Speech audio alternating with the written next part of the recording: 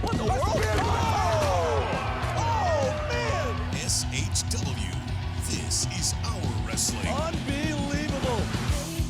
You think you could walk all over me, but I don't see that happening. We're warriors. We told you anybody could show up here tonight. This crowd is going ballistic. Using that dog collar now, just choking Huckabee and Ashton Starr, your new #1 contender. The Lynch Mob are your first ever SHW Tag Team Champions. You're kidding me. Logan Creed is in the action building. Unbelievable. I can't believe what we saw here tonight, folks. I mean, this is insane.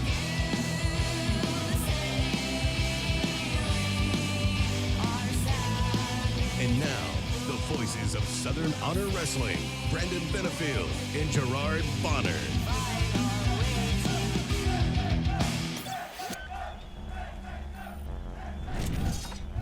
Hey everybody, it's the SHW podcast. SHW, this is our wrestling. It's me, Brandon Benefield, aka B Double, if you will, alongside my commentary partner, the other voice of SHW, GB Gerard Bonner. My man, what's going on?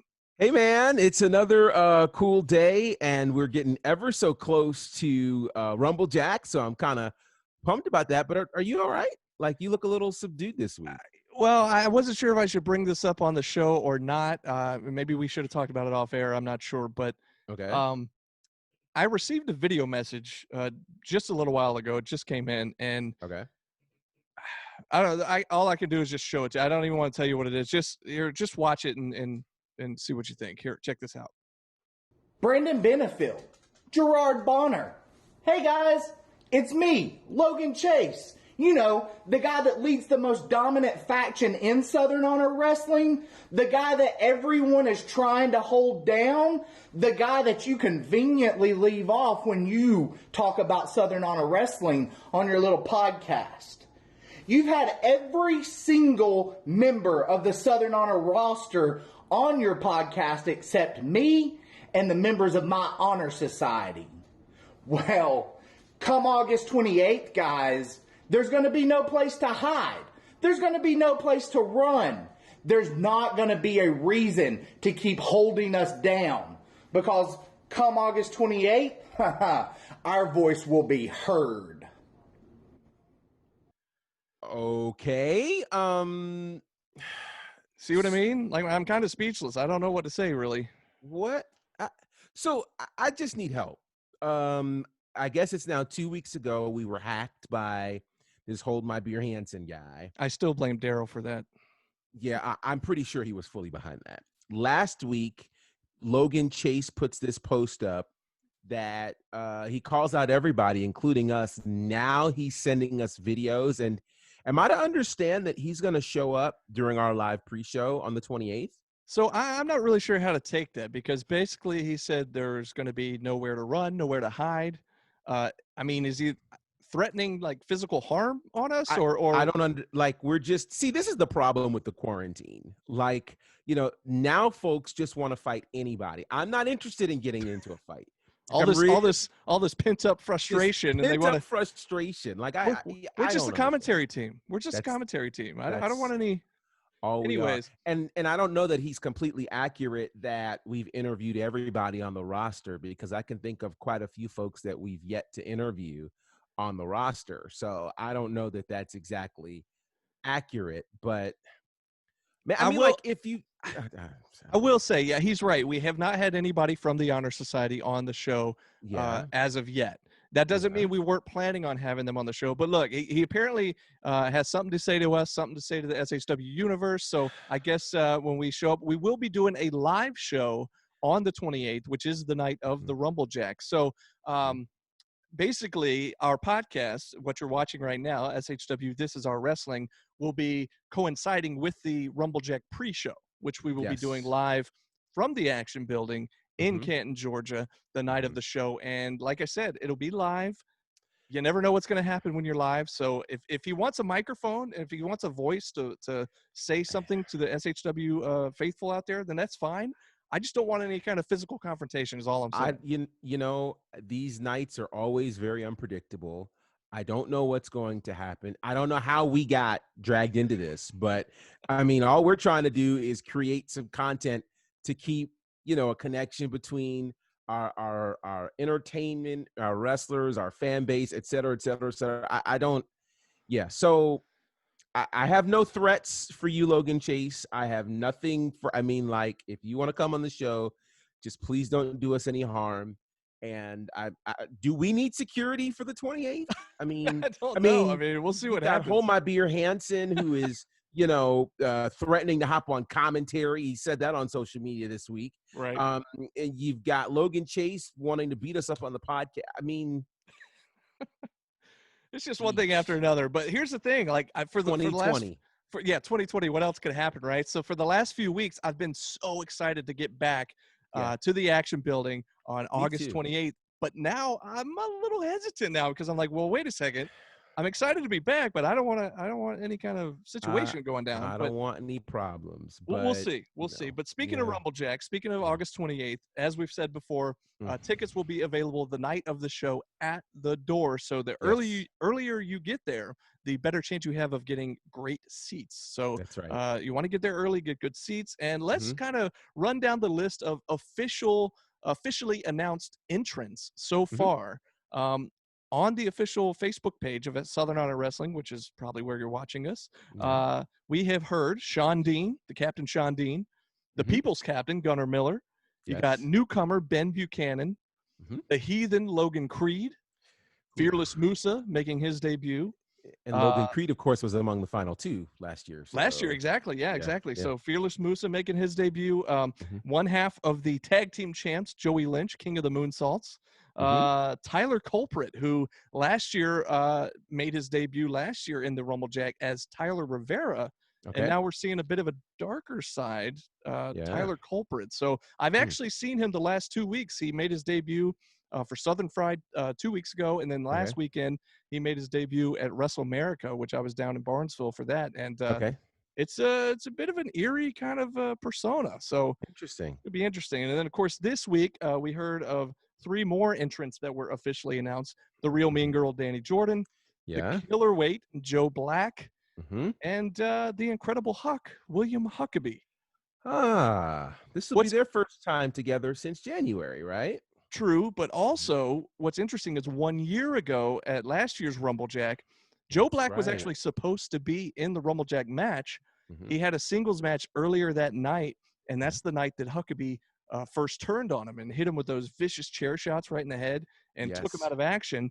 So later in the night when we had the Rumble Jack match, Joe Black's music hit, and we thought, well, there's no way he's going to be able to come out here after what happened earlier. And then his music's playing, and out comes Huckabee wearing Joe's beads, the slow walk to the ring. Like it was a dark side of Huckabee for sure. Yeah, for sure. So so we'll have to bring that up because coincidentally, William Huckabee is our guest on this week's episode of the podcast. So let me just put out a disclaimer just real quick before we get into the interview. He's always controversial, I guess you could say. He's had a little bit of beef with you guys in the faction. Am I correct? He has. So yeah, I just want to say his thoughts, his opinions are his own.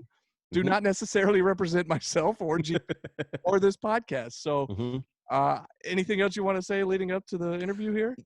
I said this a few weeks back that, if we kept mentioning his name, like Beetlejuice, he would show up, and he's here. So, man, this Logan Chase thing earlier, this Huck thing, I'm way more nervous than I should be in a moment like this, but I think we're going to be all right. Well, we never know what he's going to say, and your guess is as good as ours. So anyways, here it is. Check it out. All right, guys, we have got a special interview for you. As we have told you a number of times, if we say this one person's name, he will show up. We've said his name a few times over the last few weeks, and he's here. He's a big deal, and he's had a huge impact in the world of Southern Honor Wrestling. Who can forget that insane dog collar match from the top of the year? And he's back with us, and he's hanging out with us officially on the podcast. Ladies and gentlemen, the Incredible Huck, William Huckabee. How are you, sir? What's going on, guys? What's going on, man? About time y'all had me up here. Y'all had like a referee up here before you had me up here. Y'all had like ring announcers and stuff like everybody. I knew that we were going to catch flack for that. I just absolutely knew it. But here's the thing. You mentioned GB, that how can anybody forget about the dog collar match? I was thinking to myself, Huck might want to forget about that match. Am I right? No, I think what me and Joe created during with that, not only with that match but with that storyline. A lot of people like want to create moments, and I think that we created a moment with that. So, Most definitely.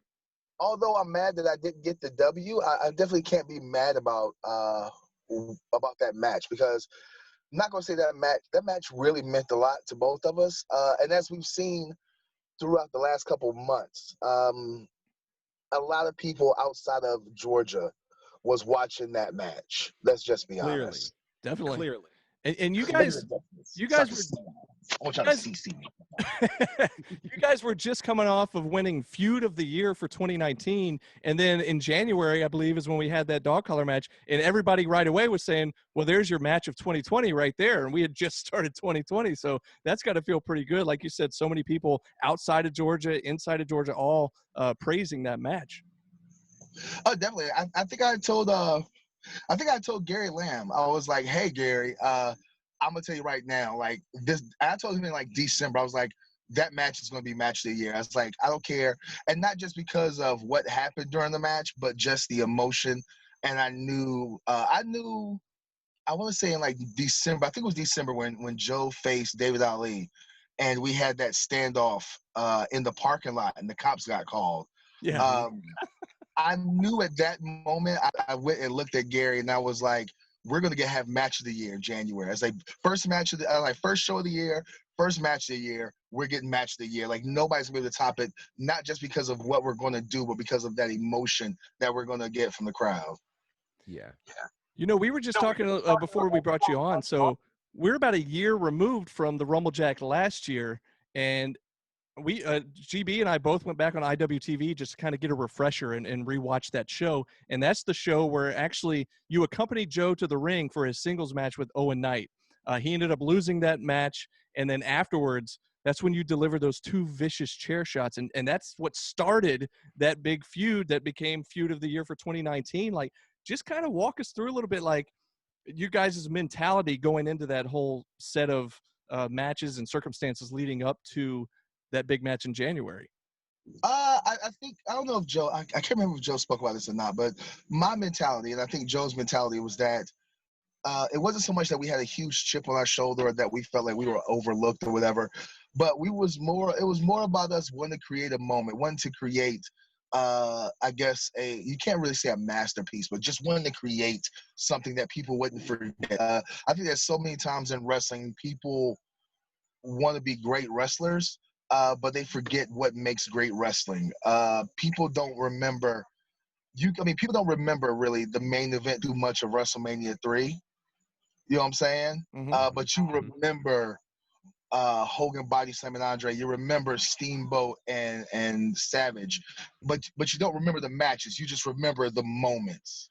Yeah. You know, and that's what me and Joe wanted to create. We wanted to create something that people 10, 15 years down the road will be like, hey, I remember when Joe Black and Will Huckabee wrestled each other at Southern Honor and in the parking lot, like, oh my God, that was the craziest thing ever.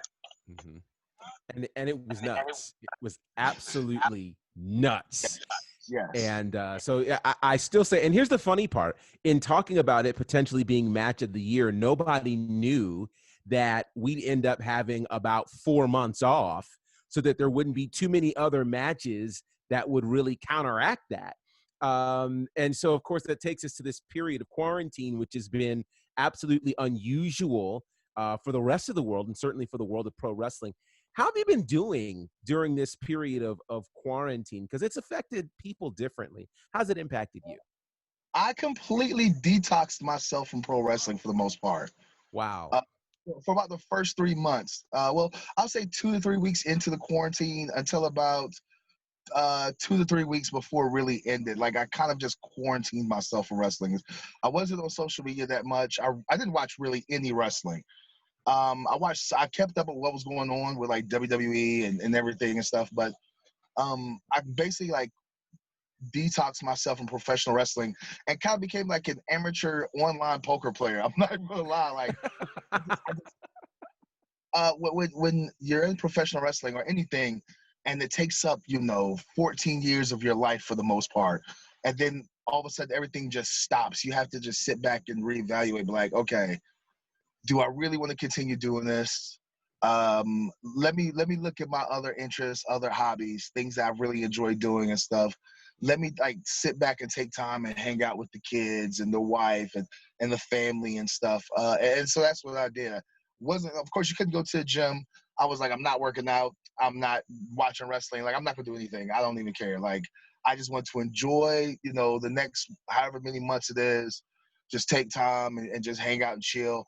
That and just let my body heal. Like, I've been wrestling consistently for 14 and a half years, and up until the quarantine, I was wrestling 4 to 5 days a week. Wow. And that's just a lot on your body. So when you get a chance to just stop and heal, you're like, all right, I'm done. Mhm. So that's what my mind has been. Like, I was just like, no wrestling, nothing to do with wrestling. Like, I'm just gonna sit here and play poker, and attack online, and just attack that with the same passion and everything else as I was with professional wrestling. Yeah. Yeah, I love that. And it's funny because as we've talked to different people have responded differently. Some have dived in all the way in pro wrestling, and some have done like you did, just a full detox from the world of pro wrestling. And of course, during quarantine, there were certainly other things to pique our interest and to grab our attention. One of them, of course, being the Black Lives Matter movement, which really like came on full board with the deaths of George Floyd and Ahmaud Arbery and Breonna Taylor. And one of the things that I saw following you on social media was you were always very vocal about that and about racism in pro wrestling. Talk a bit about your stance, your position, and some of the things that you've seen from that, because you've been very vocal about that. Well, first of all, I feel like much like the athletes of the 60s and 70s, that we have a responsibility to use our platform, not just to promote us, but to promote, the good of society and making society better. So I was like, I don't have a huge platform, but I have a platform nonetheless. And so I decided to use it. I don't know if you would say use it for good or whatever, but I decided to speak up. I decided to, like, I'm not just going to sit here and be somebody just watching and observing from the sidelines. Like, let me do my part because I have children, because I have an autistic son who has mental retardation, who's 6'4" and is nonverbal. And I don't want him, outside playing and a police officer pulls up whatever and thinks that he's doing something wrong. Wow. And then he goes to approach him and there's lights and there's sirens and stuff. And he's yelling at my child. And of course, my son's not going to understand what's going on. Right. And so he starts having a meltdown. And then the police officer takes this as him being violent and then, does my child some harm. Mm-hmm. So let me speak out and let me become a part of something bigger than myself. As far as racism in professional wrestling, I've said it before on my own podcast. I've said it on several other podcasts and as we've seen, professional wrestling is the last truly racist sport. We've seen every other sport, including NASCAR, speak out against racism, speak out against displaying the Confederate flag. We've seen what the NBA is doing. We've seen what NASCAR is doing. So I truly believe that wrestling is the last racist sport. And because you still, especially here in the South, you still have the good old boy network. You still have the good old boy system. And so as a black wrestler, as a black man, as a wrestler and a man, period, it's my job to speak out and say, hey, it's 2020. I mean, this wasn't cool when I was younger. This wasn't cool in the 90s. This wasn't cool in the early 2000s. It's definitely not cool now. Mm-hmm. Like, it's time to expose these promoters and these bookers and the other wrestlers and stuff who hold on to these archaic ideals, who hold on to this idea that displaying the Confederate flag is heritage and not hate. even though obviously they've never opened a book and read the Articles of Secession, where every last one of them mentions the word slavery within the first paragraph.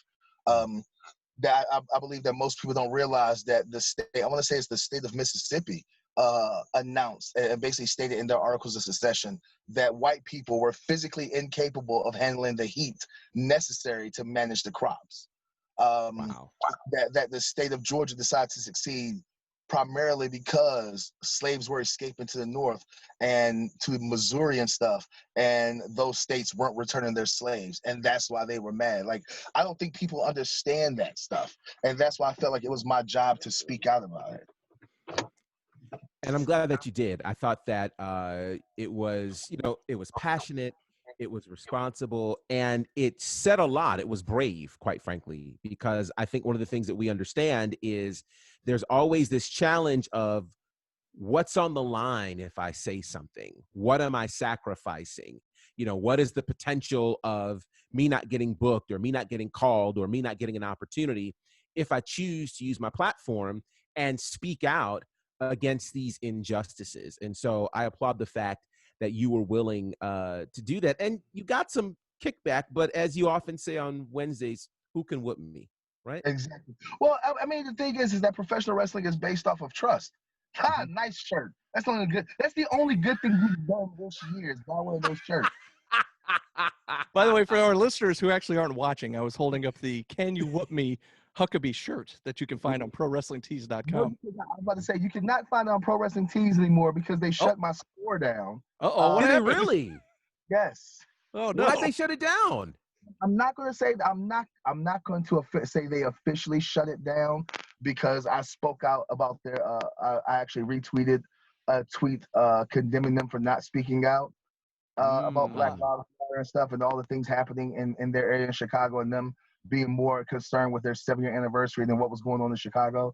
I'm not going to say that's why they suspended or closed my store down, but I retweeted that tweet, and 2 days later, my store was shut down. Wow. So that's I'm not saying, I'm just saying. Yeah, that's one of those. I'm not saying it was because, but I'm saying, well, it's a coincidence. It's quite a coinky dink. Well, it's a great shirt, and I wanted to promote the shirt, but if I don't know where you can get it, can you still get it anywhere? Are you selling it? Now they just have to contact me directly. I'm working on finding an online store and stuff somewhere online. I'm looking at Storefront here. I'm looking at other T-shirt places, but right now they just contact me directly, and I can just send them a shirt. Well, while we're on it, real quick, go ahead and plug your socials. Where can they contact you? Contact me on Facebook, William Huckabee, Twitter, W.A. Huckabee, Instagram, Will Huckabee. Yeah. There you go. But see, that goes right along the lines with what I was just saying, that there is a potential cost that people take when it comes to just being vocal about things and exposing wrongdoing wherever it may be. And hey, I've got nothing against Pro Wrestling Tees. However, it is interesting to see the organizations who benefit from African-American talent, but yet refuse to speak up about things like Black Lives Matter. Yeah. So I applaud your willingness to do this. And I really hope that there's a T-shirt company or something that will jump behind what you're doing, because I think it's necessary. With that said, I don't know, what is he about to do? I see. He happened to have a Pro Wrestling T-shirt on. That's hilarious. So call him bulletproof. Go ahead, say that again. He puts that shirt on, now he's 7 feet tall and bulletproof. Exactly. I wanted to speak about your previous statement. Well, hang on, don't cover up your mic on your phone there. I wanted to get back to your about what you just said. I'm not concerned about losing bookings because wrestling is based off of trust. And I don't think that I can trust somebody who doesn't think that like me or someone who looks like me deserves to be treated equally. I don't think that I don't trust anybody who can't say your life matters. What's happened? Yes, I understand that every race has victims of police homicide, but I know without the statistics being proven. I just know because it's one of those worst kept secrets that you as a black man will be treated worse than I will because you're black. If you just can't understand that, if you refuse to acknowledge that, I don't trust you anyway. So I have no desire to either work for you and your company or to work with you as a wrestler. That makes all the sense in the world. So I just wanted to say that before you moved on to your next question. Like, let me go ahead and tell everybody, like, if you don't believe that Black Lives Matter or that Black Lives Matter is racist against any other race, I probably don't trust you. I don't want to work with you anyway. So yeah, and I think there's a lot to be said for that. And I don't think that people understand that our lives really are at stake with things like this. And part of the reasons why people at times have been afraid to speak out is because things like your store gets miraculously closed down 2 days later through no fault of your own. Like, that's the kind of stuff. And for people, and I'm coming back in a second, but for people who don't understand why we're screaming Black Lives Matter so much, these are the kinds of things that happen on a regular basis, and it happens very quietly. Honestly, had you not said it, most people wouldn't have known what happened. And so I just think that, you know, I'm not calling for a boycott of pro wrestling tees yet. I am saying, though, that what just happened here is a primary example of why we scream Black Lives Matter, why we're still talking about it, because these are the kinds of things that have quietly happened behind the scenes that are steeped in racist practices. Beat up.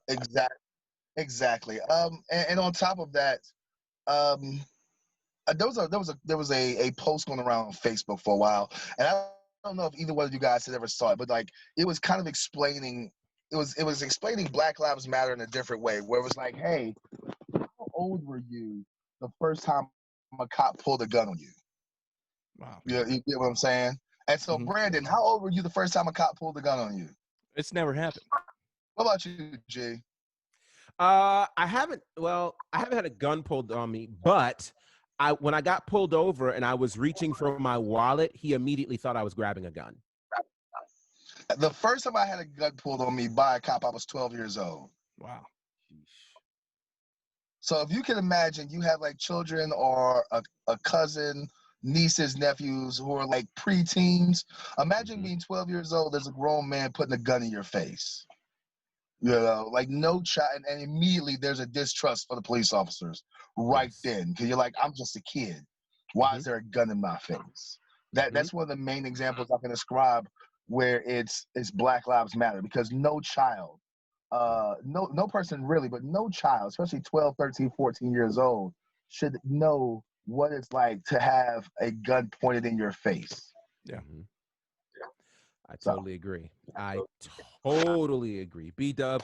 You know, one of the things we've talked about on the show before, and we may have talked about it with Mac and a couple other of the wrestlers that we've had on, is the fact that SHW seems to be one of those promotions that, you know, like you said, you've been in the South, you've wrestled all over the place, and you talk about some of these different promotions that are kind of the good old boys, some are racist, whatever you want to say, but SHW to me feels like it's one of the more accepting of, doesn't matter what color you are, what sexuality you are.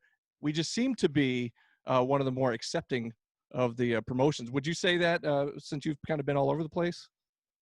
Yes, there's. I think that there are a few companies where you walk in and you're like, man, well, this isn't your regular wrestling company.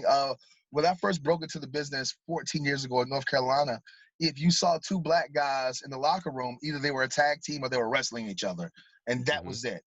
There was at the max two black guys in the locker room most of the time. And for me, being the new young black guy, none of the older black guys really wanted to help me out or do business with me, because in their heads they thought, oh, here's this new black kid. If he gets over, one of us is losing the booking. Let's do our best to get rid of the young kid. But at Southern Honor, I love the fact that nobody even, it's not a thing. It's race or, oh man, there's so many black talent. There's so much black talent at Southern Honor. It's not even a thing, or it's not even mentioned, because it's not like Gary or Dylan have created or fostered an environment where they have to speak about race. Right. Nobody comes up to Southern Honor and says, oh, you don't have any Asian talent. oh man, you don't have any Hispanic talent because race isn't pushed, or the thought of that isn't pushed at Southern Honor.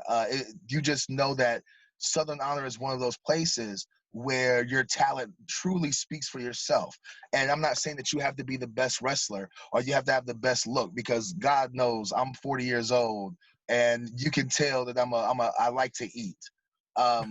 But you have to, but at Southern Honor, it's about your connection to the crowd, and that's all that matters. And you know that at Southern Honor, if you don't connect with the crowd, if Barry or Dylan doesn't think that their crowd is going to respond to you in either a positive or negative way, then you're out of there. And so it pushes you to consistently get better and to consistently evolve, not because of race or gender or sexuality, but truly and honestly because of talent.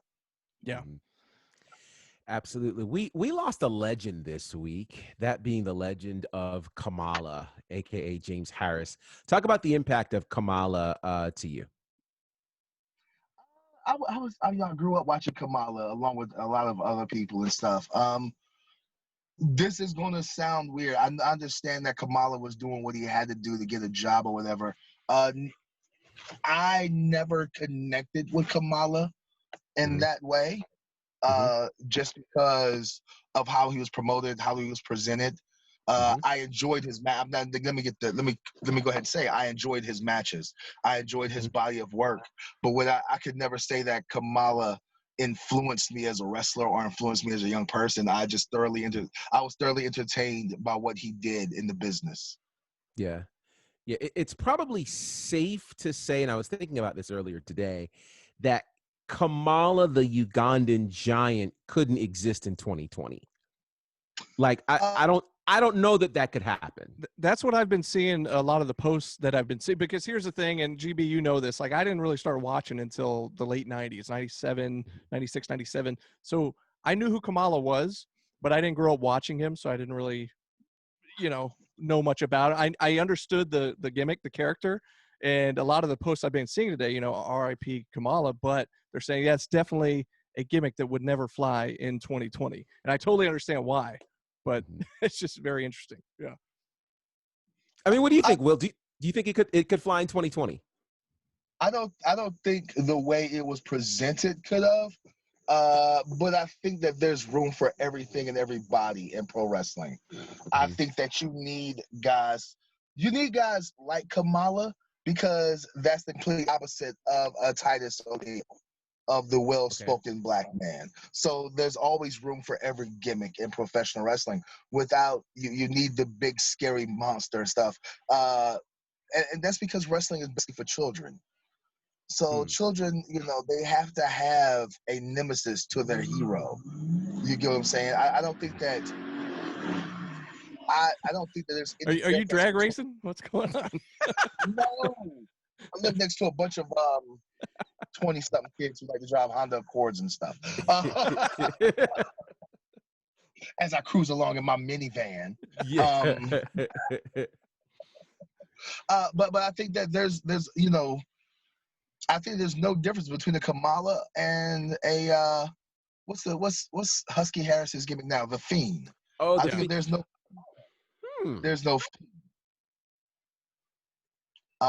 but I also think that James Harris is a great example that you can be a nice guy in wrestling and be successful. I think that we as wrestlers need to understand that, yes, the greatest compliment, I think, now at 40 years old, this is my thought process now. So let me go ahead and say that at 40 years old now in professional wrestling, after almost 15 years, I think the greatest compliment anybody can ever give you is not, oh man, he was such a great wrestler. Oh man, he was such a great teacher. Oh man, he was man, he was a great person. Like, when you pass away, and I know it's not going to happen to me because I've done so much BS in my not only in my life but also pro wrestling. But so I'm hoping I'll live to at least be 100. That way, everybody that hates me will already be dead. But if you can, but when you die, if people have nothing negative to say about you, and all everybody says is, he was a great guy. He was a pleasure to work with. He was never angry. He was always willing to help out somebody. He was always willing to do business. Like, even if he didn't like it, he would do it to the best of his ability. That's the greatest compliment you can get as a professional wrestler, is that nobody, when you pass away, nobody has nothing bad to say about you whatsoever. Yeah. So that, no, I get that. I get that. That's I'm still in my mind. I'm trying to make the comparison between Kamala and the Fiend, and I'll figure You that need out. you need somebody. You know, Kamala was a Ugandan giant from the deepest, darkest parts of Africa, and as a 6, 7, 8-year-old child, seeing him from my perspective, 6, 7, 8 years old, seeing him, he was quite frightening. He was the stuff that nightmares. Absolutely. The same as the Fiend for today's generation of 6, 7, 8-year-olds is he's frightening. He's a sight to behold. It's like, oh God, I'm gonna have a nightmare because of him. Yeah. No, I get that. I absolutely get that. And so with that said, crazy segue, but I think, you know, for some times you have created some nightmares for some people, with what you did with Joe Black, with what you've done with some other scenarios. And for many in SHW, they may consider Joe Black your greatest opponent. But for you, who do you consider to be your, say, top 3 opponents of all time? And you faced a lot of folks. Oh man, top 3 in no particular order. In no particular order. I will say that up until this feud with Joe Black at Southern Honor, I think that the greatest run of matches as far as stories being told, there's a wrestler, Aaron Biggs. Me and Aaron Biggs in West Virginia Championship Wrestling 2 years ago, we had an amazing year-long story that was told in several big, huge matches. We had a last man standing match. We had a ladder match. If you go to IWTV, you check out West Virginia Championship Wrestling and stuff in Bluefield, West Virginia, and just look at our matches. We were doing things that there's somebody at 275, between 275 and 300 pounds, and there's somebody who was north of 300 pounds. We were doing things that guys our size really shouldn't have been doing. And it was just the story that we were telling through not only promos, but also through the matches was just amazing. So Aaron Biggs is definitely one of the 3. Of course, Joe Black is one. And I will say, just based out of sheer toughness, and we've only faced each other twice, but just based out of sheer toughness and the fact that I know that if I have to wrestle this guy, I'm going to have to pack a lunch. It would have to probably be Damian Wayne. Okay. I know that when I'm wrestling Damian Wayne, it's going to be a fight. I know when I'm wrestling Damian Wayne, it's like I've got to pack a lunch. I know it's going to be a long night for me. I know I'm not going to just pop up in the morning. And even then, he's well into his 40s and he. I would hate to see a lot of the younger kids now wrestle a guy like him, just because he's a true throwback to the territory days of wrestling, where it's, hey kid, we're going to wrestle until the fans are entertained. And time limits be damned. I don't care if the promoter said or the booker said, hey, give me 10 to 12. If it takes us 25 minutes to get these kids, to get this crowd into it, we're going 25 minutes. And it's not a slow 25 minutes. Wow. I love that. That's a great list. Let me ask you this. Since we're getting ready to come out of quarantine, of course, we've got Rumblejack coming in 2 weeks' time. I want to know for you, who would you like to face, period, anywhere in the world? What's a Huckabee dream match? Me versus Tomohiro Ishii. Yes. Yes. I have a top 3 list of guys that I really want to face. And of course, Tomohiro Ishii's like number 1, but I'm pretty sure unless somebody books that like WrestleMania weekend at WrestleCon, that's never going to happen. Hey, it's pro wrestling. Pro wrestling, you never say never. This is true. Well, unlike other people, like I look at other guys who say, "Oh, my top 3 list is because we're going to have, spectacular dream matches." I pride myself on being tough as nails. Mm-hmm. and being a throwback to the territory days, because that's what I grew up watching. So my top 3 lists of guys are guys who are legitimately considered, some of the toughest guys in pro wrestling. Yeah. And I've said this before. It's like, so I would love to face Eddie Kingston. Oh. I would love to face Bruce Santee down in Florida. I don't know if anybody's ever going to like book that, and I know Bruce still does some matches, but I would love to face Bruce Santee down in Florida. And then Vordell Walker, who I've been in a tag match against him and Kyle Matthews, and I was still very green, and I was literally, and I can admit this now, I was so awestruck or starstruck and intimidated by Vordell Walker when I faced him in a tag match at Platinum Championship Wrestling, that some kind of way I blew an arm drag and like headbutted him right in the temple. Oh my gosh. He just stretched and beat the shit out of me for like 6 minutes. So I kind of would like to like share the ring with Vordell, just to kind of like as a redemption match. Like, hey, I'm not a shitty wrestler, Vordell. I promise. I can really work. I was just intimidated. I've come a long way, I swear. Yeah, so as far as independent wrestlers go, it would be those 3: Eddie Kingston, Bruce Santee, Vordell Walker, which I know a lot of these young kids don't know, but they're like legitimate badass guys. As far as tag teams go, I think that it's a damn shame that me and Joe never faced Dark City. I think that me and Joe, either as the Sound and the Fury or as Black Lariats, matter now. The fact that we've never shared the ring with Dark City Fight Club is a travesty of justice and stuff in professional wrestling. Wow. That list is crazy. And now I'm thinking like you and Eddie Kingston is a match I never even thought about, but now I'm like, oh, I really want to see that now. Like I never even would have thought about that one. I don't want like Impact Eddie Kingston. I don't want like independent wrestling. I want like old school Chikara Eddie Kingston. All right. I want the Eddie Kingston that we saw a glimpse of at AEW. I was just about to say, when he came out and fought Cody, like he was laying it in, man. He looked old school. Like, but if you watch Eddie Kingston and Chikara, like I want yellow and black singlet Eddie Kingston. Wow. Oh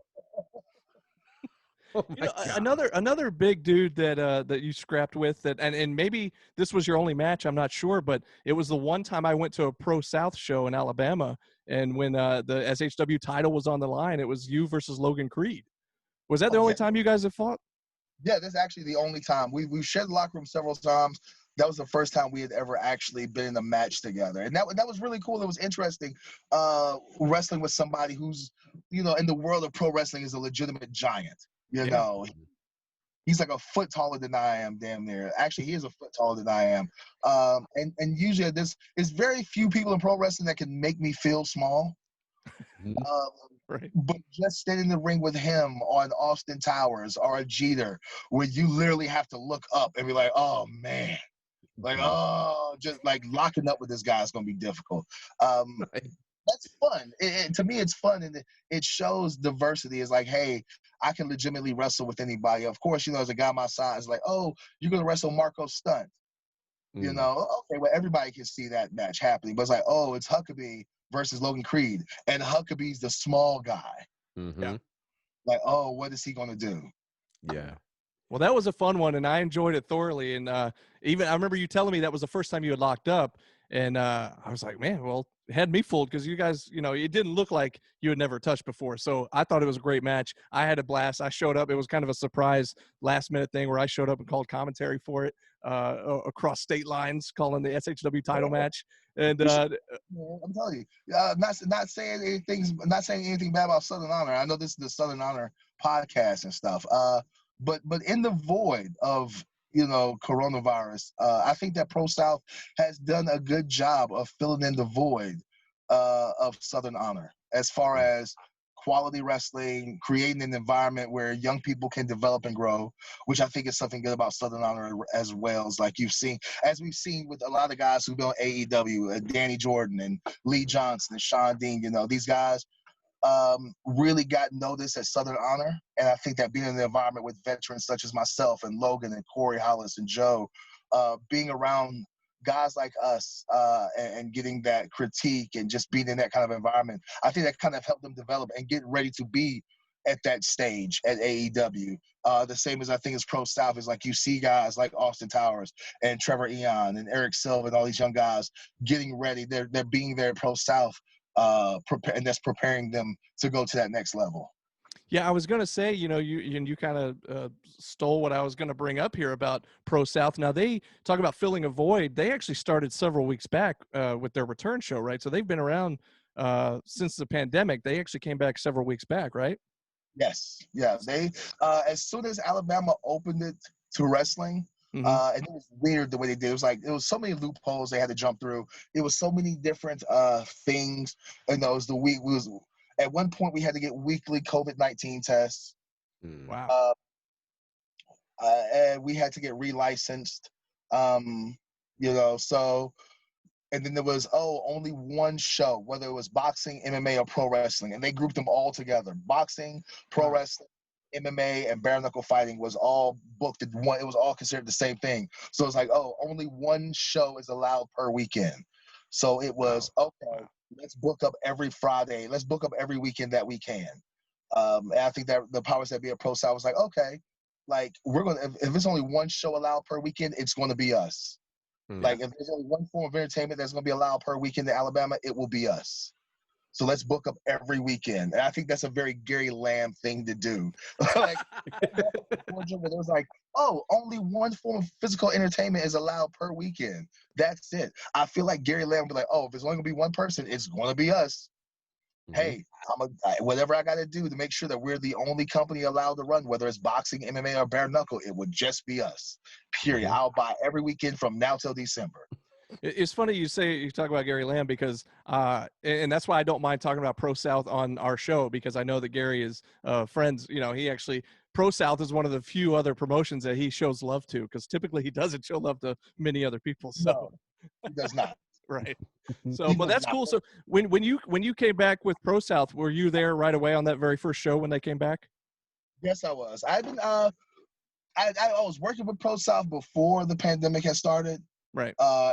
During the pandemic, before they really shut everything down, we went and we recorded a bunch of matches, just to have fresh content for fans and stuff to watch on Fridays. Gotcha. So we recorded a bunch of matches in like 2 days because we knew eventually they were going to shut it down completely. So I was there for all of that and stuff. And then once the pandemic hit, it was like, okay, we still have these matches in the can that we can release. And then when it was time to come back, it was like, all right, guys, we can all come back. Mm-hmm. Yeah. And I know, so like you and Joe are definitely regulars there that I know of. And I know Trevor showed up at SHW a couple times. I think he was actually in last year's Rumblejack. He was. And so, but yeah, so there's several talent. Logan Creed, obviously, that I mentioned earlier, has been there a number of times. But yeah, we love our friends over there at Pro South, and it's a fun event. So if you're ever just on the other side of the Alabama line there, go check them out. It's every Friday night, right? And they're on YouTube live, I think. Every Friday night in Piedmont, Alabama. You can watch it live on YouTube. If you can't be in the building because of COVID-19 restrictions, you can watch it live on YouTube. You can donate through the super chats. That money not only goes to like give wrestlers bonuses, but also to maintain the equipment, to add additional equipment to make the stream better. And also for the upkeep of the building and to get new padding around the ring and lights and everything, and a huge Titan screen that they just installed and stuff. You know what I'm saying? All of the money that's donated through the super chats goes to that. I also think that, unlike a lot of other companies, I think the reason why why Gary Lamb, and I'm not speaking for Gary Lamb, but I think one of the reasons why Gary Lamb appreciates Pro South is that they're not trying to be everybody else. They're not trying to be the next Southern Honor. They're not trying to be the next Southern Fried. It's like, hey, we're Pro South. This is what we do. We develop young talent. We help develop young talent. We give new guys a chance, and then they can go off to be something bigger and better. And I think that for the most part, Gary Lamb respects people who has a vision. And while Gary, of course, everybody loves to compete and everybody loves competitors, they're not trying to be Southern Honor. They're like, hey, we're Pro South, and this is our lane, and we're sticking to it. Yeah. And like I said, the reason I have no problem talking about them on this show, on this SHW podcast, is because, like I said, there's some sort of a loose little working relationship there, because otherwise we wouldn't have allowed SHW title to be defended. I guess it was last November when I think you and Logan had that match. Won the title and then was cheated. Yeah. So yeah, Gerard, I don't know if you ever heard about that or saw that. Oh, match. I watched it. I watched it. Yeah. So it was a bit of a crazy finish there. Where I actually thought Huckabee was leaving with the title that night. So did I. I was there live, and I was like, "What is happening? This is insane!" Yeah. I couldn't believe it. It was a little poke at Gary, like, "Hey, Gary, like, I just want to let you know this type of shit actually could have happened. Where like just in case you're wondering, like we could just drop the title live on YouTube and everybody sees it. Now you're stuck. Like, wow, you're gonna have to rebook everything now." Oh, that would have been nuts. Well, hey, speaking, go ahead, Gerard. I was going to say, the interesting thing is you could end up with a shot at the SHW championship by winning the Rumble Jack in 2 weeks' time, which we found out you will be a part of the Rumble Jack. Talk about returning to SHW, man, and being in that Rumble Jack, because I get the feeling that night is just going to be crazy for a lot of reasons, and you could easily walk out of there with a shot at the SHW championship.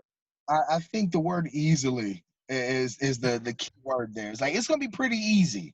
Being that unlike a lot of guys, I've taken time off to rest and let my body recuperate and slowly got back into the swing of things.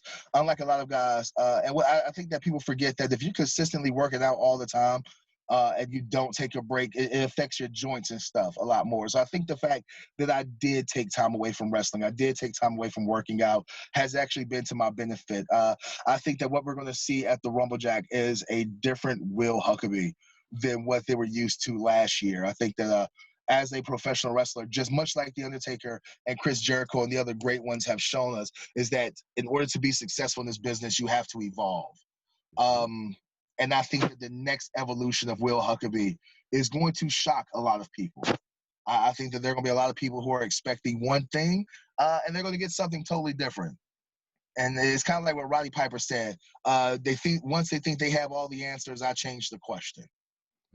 There you go, man. We're excited, man. We can't wait to see you. Here's the thing, too, is that I know, and this is no knock on Pro South, but they have a smaller venue, and they, the crowd size isn't that huge, at least, especially these pandemic shows, like during the COVID situation. But and we don't know how many to expect at Southern Honor, but we're expecting it to be pretty interesting, because we're going to have tickets on sale the night of the show. But my question to you is, how's it going to feel to be back in front of a decent-sized crowd? And you in the SHW crowd kind of have a kind of a contentious relationship, so to say. I'm looking forward to wrestling and performing in front of the Southern Honor crowd. I think that it's going to be because people have been so starved for wrestling and not really shitting on any other companies. But you don't book me anyway, so the hell with you. You don't book me, so much shit on you. It's real easy to draw 200, 250 when you have no competition, when people are just starved for wrestling, that they'll go see garbage. And I'll say it because you book me, so the hell with you, you're garbage. It's easy to draw 250 when you have no competition. But when you have competition and people know this is the benchmark for professional wrestling, this is the standard for great quality wrestling in the state of Georgia. I think that a lot of these companies that we're seeing are drawing 250, 275, they're going to start seeing their crowds dwindling, because people are like, oh, I'll just go save my money to actually watch good quality wrestling instead of what you're providing me right now. I think that when Southern Honor opens its doors, we're used to seeing a huge long line in front of the doors when doors are open. We're used to seeing 300-400 people. You're used to seeing 200-300 tickets sold in advance. So of course I know that you're going to see the 300 pre-sold tickets as every show. People see an additional 300-400 people just show up. Because they want to see what the hype is about. They want to see what everybody else has been talking about. They want to see why guys like you two, why guys like the Tapped Out podcast, why Stephen Platinum and everybody else at Georgia Wrestling History, why they harp on and on and on about Southern Honor. I think now is their chance. They're going to be like, well, let's go see what they're all about. I totally agree. And There it's you going to go. be crazy to see on August the 28th when SHW returns for the SHW Rumble Jack. Will Huckabee will be a part, so you guys will be able to see him. I don't know what number he'll be at, but I'm certain that when he gets in there, it's going to be interesting. And he says we're going to get a different Will Huckabee. You can look at his face and see something's different, folks. Yeah, You no can't facial figure. hair. Yeah, Yeah, no. something's different. So wait, I gotta ask this because as black men, facial hair is a big deal for us. What caused you to cut your facial hair, man? I really, my face hasn't seen the sun in like 3 years. It's been like Okay. 3.5 years since I actually shaved my beard. And so I woke up one morning, I was like, I'm just tired of looking at who I am in the mirror. And if you don't change your appearance outside, I think that your outer appearance reflects your inner appearance. And so if you don't change the outside, you're not going to change the inside. That and my wife loves the clean shaven face. It makes Okay. me look like 2 years younger. So my wife loves the clean shaven face as well. So Oh, that kind of helps. babyface Huck. Exactly. The baby face Don't say that assassin. too loud. Baby face assassin Will Huckabee. There you go. There's a new but- gimmick. That's who's showing up at the Rumble Jack. but seriously, if you don't change your outer appearance, your inner appearance is going to stay the same. And so, if I felt like if I'm going to come to Southern Honor with a new thought process, with a new mentality, if I'm going to do this whole evolving as Will Huckabee, the wrestler, the man, the person, I have to change my outer appearance as well. Well, there you go, man. I love it, and I cannot wait to see you. We can't wait to see. We can't wait to see the fans on the 28th. I can go out seeing you, Brandon. I can. I expect nothing less from you, Huck. I appreciate you joining us, though. Thank you. To tell you the truth, Brandon, you're my favorite. You're my favorite host on this podcast. Yes. Oh, you know Of what? Before I course. let you go, maybe we could get your side of the story here because GB has told me about the little beef that Huckabee and the Faction Show have, but I haven't heard your side of the story. So can you fill me in here real quick before we let you go? So let me tell you something, Brandon. These 3 jabronis, or actually 2 out of the 3 jabronis. Was it all 3 of you, G? No, it was the two of us that were there, You and Courtney and right? I. Yeah. Mm-hmm. Yeah. So these 2 jabronis show up at Southern Honor. And they're giving me grief because there's that one fan that I can't stand that may or may not have spit on. I'm not sure. During the dog collar match. I don't know. But they show up and I saw them after the show and I was like, man, like these are some pretty big guys. And I was wondering, like, are they wrestlers? Like, is the big dude a wrestler? I'm not very sure, you know. But anyway, during the match, I'm talking jump to the fan and Courtney decides to step up. And he's like, oh, you want to do something? Come face me. And for a whole, 5 seconds, I was like, I'm going to jump the guardrail and punch this dude in the mouth. But I didn't want the show to get shut down because we were in the middle of the match. So I was like, I'm not going to get the show shut down, but Right. doing the match. And so after the show, they see me and they're like, oh, man, good match. I'm like, I know. I don't need you to tell me that. Like, I know I had a good match. So I listened to their show. I didn't know nothing about them. But that was like, oh, there's a show that was at Gary Lamb was talking about this show, the faction. So I was like, all right, let me check out this show. So I go to a little website, like, look at the little website. Get the little so go to a little website. It's like, oh, they were at Southern Honor. Let me see what they said about the show. So they come to our match, and the first thing they do is try to fat shame me. And they're like, oh, man, he says he's a pescatarian, but he looks like he loves cookout. Da, da, da, da. And they just start bashing me. Never met me a day in their life, never had a conversation. Just like, oh, man, he's fat. He looks like Waffle House. And, you can tell that he loves his food. And for some reason, Courtney thought that I was afraid of him. And then G was on the show, his little pom-poms like, yeah, Courtney, he looked like he was kind of afraid of you. I don't know if he wanted any of the big Courtney. Like, yeah. Man, I'm not laughing at you. I'm laughing with you. This is just. So they Wow. made little comments and stuff. And so I was like, oh, let me share their video. Let me share their little show because, they're in Texas and, most people, their show is based in what? Your show is based in Georgia or Texas? Yeah, we're in Atlanta and he's in Texas. Yeah. Yeah, so I'm like, nobody's ever heard their show. Let me give these little kids a rub. Like, they're trying to make their name in podcasting and radio. Let me give them a rub and stuff because people don't know who they are, obviously. I mean, why would they know anything about the faction? That's one of the dumbest names for a show ever. But I digress. I was like, so I give them the rub. I'm like, hey, watch this little BS show called The Faction with these three jabronis who thought they could critique me. Not saying that I'm above being critiqued by wrestling fans, because I think that, you know, Larry does a great job. And I think that Rob Rod is starting to do a great job with it. But let me give them a little rub. Let me give them some clout. You know what I'm saying? But also let me go ahead and let them know, like, hey, I don't eat, you know, meat. I'm a pescatarian. And I'm not from Atlanta. Like, look, I'm from the greatest state of all time. I'm from North Carolina. Like, don't you ever forget it. You know what I'm saying?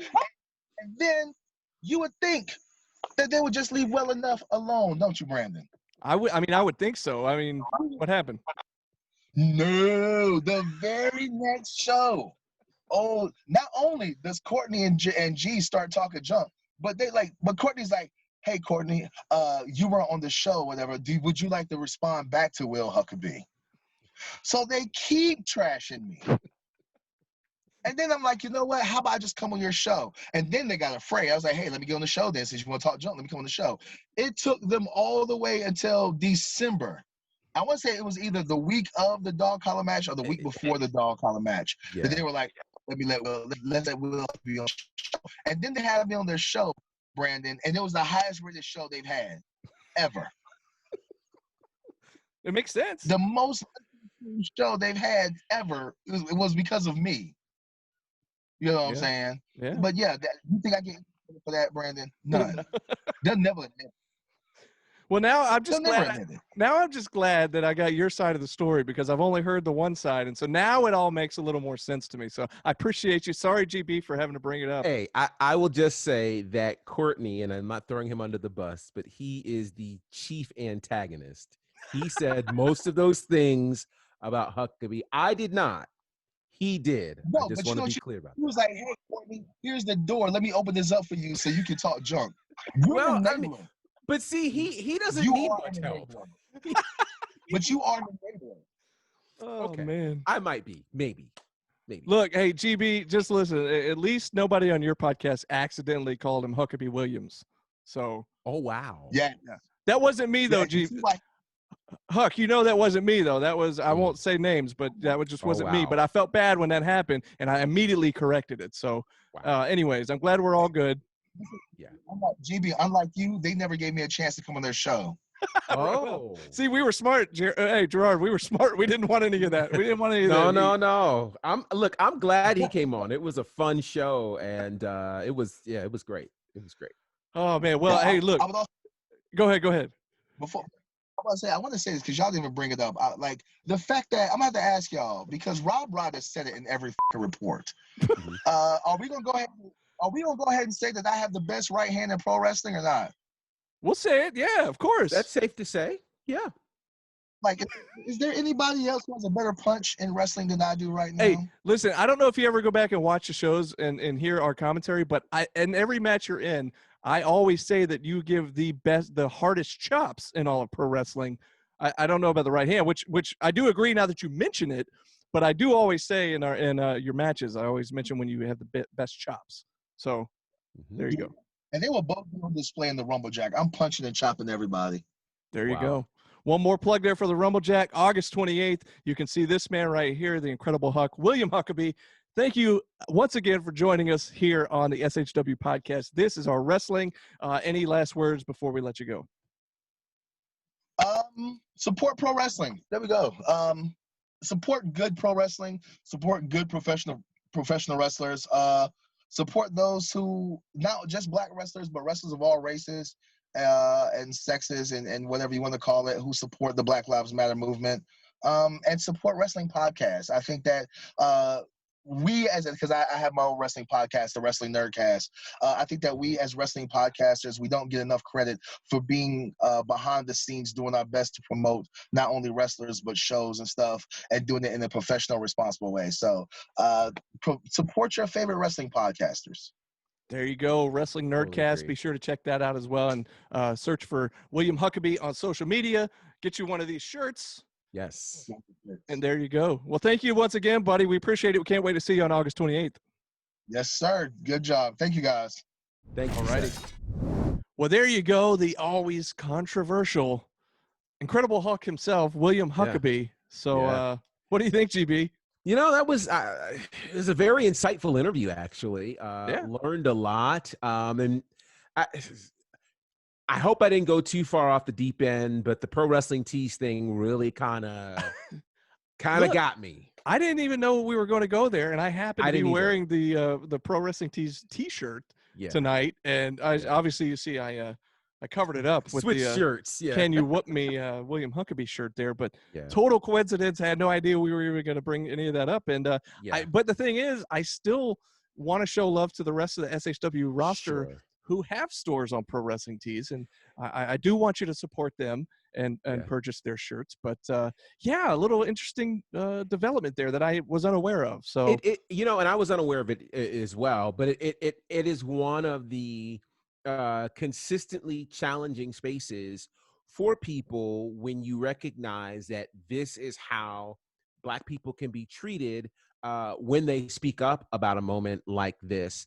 And it makes things challenging, which is why I'm so glad that SHW has always been very forward thinking in their approach to supporting everybody, women, African Americans, et cetera, because then, you don't have to wonder, can I support this particular product? So kudos to SHW. And again, find all kinds of ways to support the wrestlers that you enjoy, whether it's the podcasts that they have or their merch or whatever. Yeah, support the people who support you. That makes sense. Absolutely. And I hope you don't mind. I just had to bring up the the beef that you guys had from the faction and Huckabee, because I've heard your story, but I never heard it from Huckabee. So, and you had told me mostly what had happened, so you didn't really leave any pieces. Like I thought maybe might be the case. I wasn't sure. No. Anyways, well, now we know, and now we know. Hopefully you weren't too mad at me for bringing that up, but I just had to. No, it's okay.